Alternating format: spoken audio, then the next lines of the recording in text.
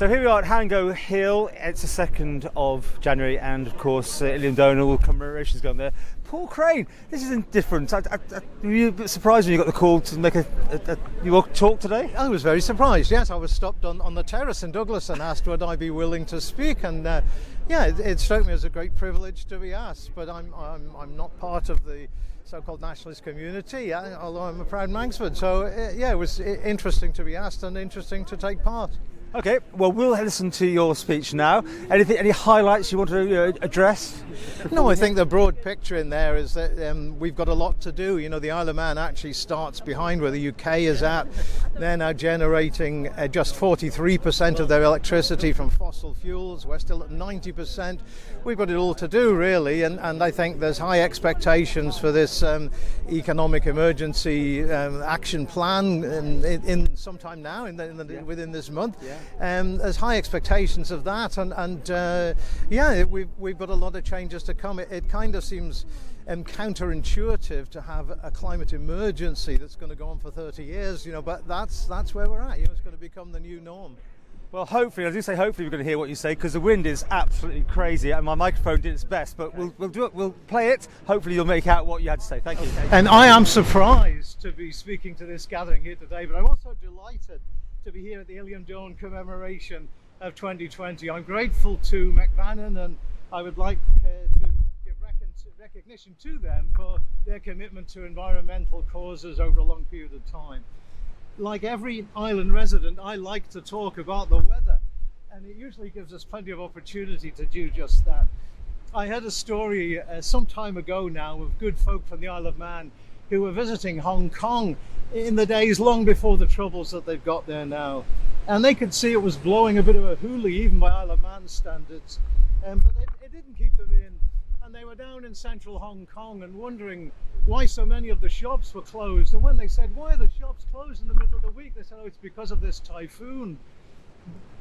They've been completely unaware of its presence.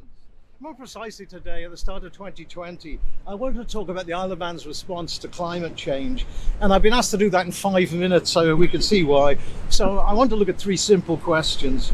In doing this, I'm not claiming any moral high ground. I've started on a journey, but I know that I have a long way to go to reduce my personal carbon footprint to where it needs to be. 3 questions then. Must we change? Can we change? Will we change? Scientific debate about whether or not the climate is changing has long ended. The planet is almost 1 degree Celsius warmer than it was in the 1880s. In the Isle of Man, the temperature records go back to 1948, that's all, just 72 years of records, and they show a 0.9 degrees Celsius increase in our temperatures. There's no such thing as natural weather here anymore. The air around us is warmer, it has more energy, it can hold more water, it will bring more frequent and extreme weather events.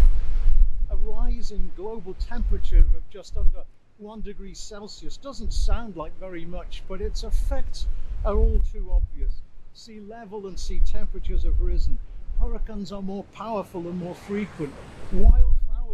Wildfires have multiplied. Think of Australia this week.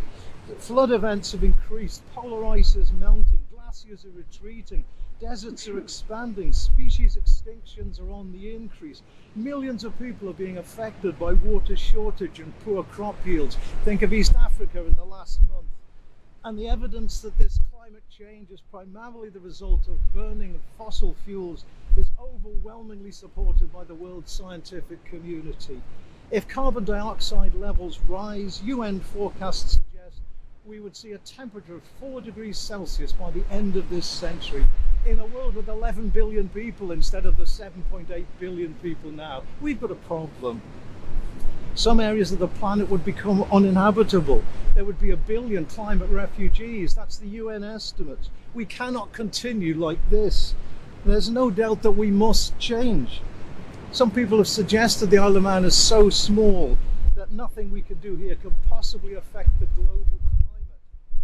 Well, the same can be said for Burnley and Halifax and Chester. They're all approximately the same population that we have, and hundreds of towns of the same population. The reality is that all communities must do their part, and if we value the amount of independence we have, we must use that in just way. Can we change that? Undoubtedly we can. Renewable energy is available to us. The wind power potential for the Isle of Man is enormous. We have one of the best wind regimes in Europe. There are many options opening up for the storage of renewable energy. Solar energy and ground and air source heat pumps may also have a part to play. In the coming weeks, we have the publication of the Climate Emergency Action Plan. Our hope is that over the next 30 years, this plan will bring about a series of transformations in the Isle of Man. It will change the way we generate electricity, with the shift to renewables starting very soon. It will revolutionise the way we heat our homes and workplaces.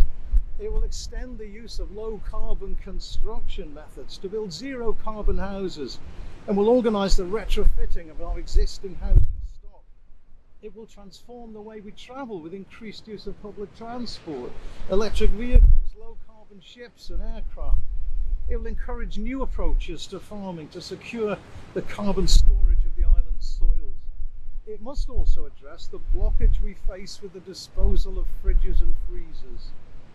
We have high expectations. Can we change? Yes, we can. There will be many new jobs along the way, and we will live in a cleaner, healthier world with richer biodiversity. We must change. We can change. But the answer to the third question is not a foregone conclusion.